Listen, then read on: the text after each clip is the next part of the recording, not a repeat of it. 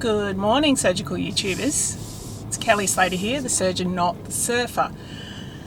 Today we're going to talk about what is a general surgeon and what do they do. And first of all, I'm doing what I do every single day of the week, 7 days a week, 365 days a year, driving between hospitals, doing rounds, going to see my patients.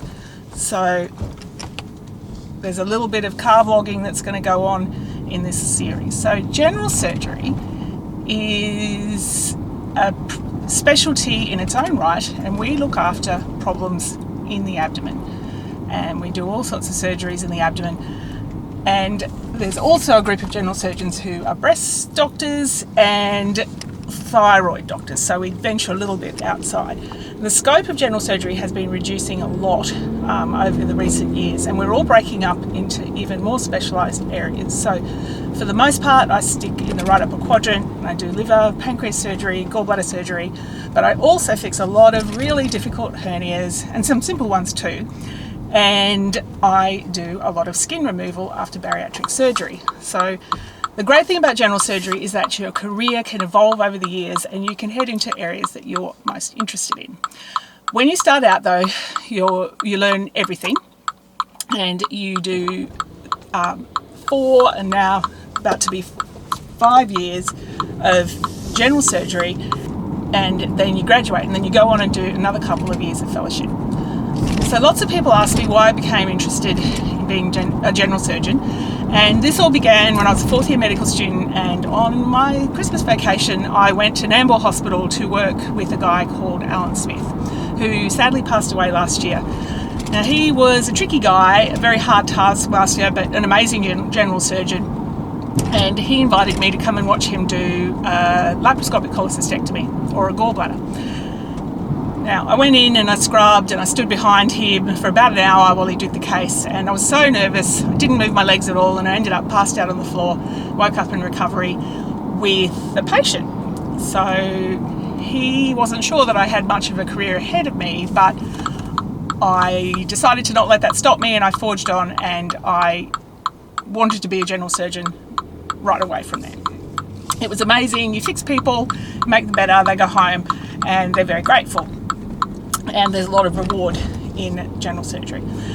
So when I finished medical school, I decided to go back and be an intern in Nambour, working with Dr. Smith, and I sat a thing called the surgical primary, which is where you sit down and learn anatomy, physiology and pathology, and then you sit that exam. And I studied really hard for about 6 months. I did nothing else. People thought I was crazy, but I got the surgical primary at the end of my intern year.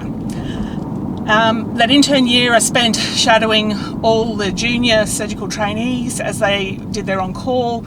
I used to hang out with a guy called George Hopkins, who's now a really prominent bariatric surgeon in Queensland, and he helped me out, taught me how to do my first appendix, and then from there he and I used to hang out together on call. He'd sit in the tea room while I did all the appendixes. And this was a great operation to learn general surgery, and I did about 20 appendixes by the time I'd finished my intern year. Dr. Smith was also really generous with me, let me assist in lots of cases, and I used to just spend all my time in the operating theatre doing my paperwork in between cases and when I could. So I was lucky enough to get the primary at the end of my intern year, and then I did 2 more years of residency before I applied for the surgical training program, and I got on to surgical training in postgraduate year 4. So I was still pretty inexperienced, and I'm so grateful for all my bosses who taught me over the years. I've had some amazing mentors, and then in 2nd year of surgical training at the PA hospital, someone thought I might be good enough to have a career in transplant and liver surgery or hepatobiliary, and so they offered me a job at the end of my training. This was a really long way off and involved going to the US to do a fellowship, so I was amazed that they might want to pick me into the future and give me a career. So I worked really hard, finished my training, and then we headed off to the United States for 2 years of fellowship, where we had fantastic time. So I hope you've enjoyed this little insight into how to become a general surgeon. Stay tuned for more videos about everything surgical, and don't forget to subscribe.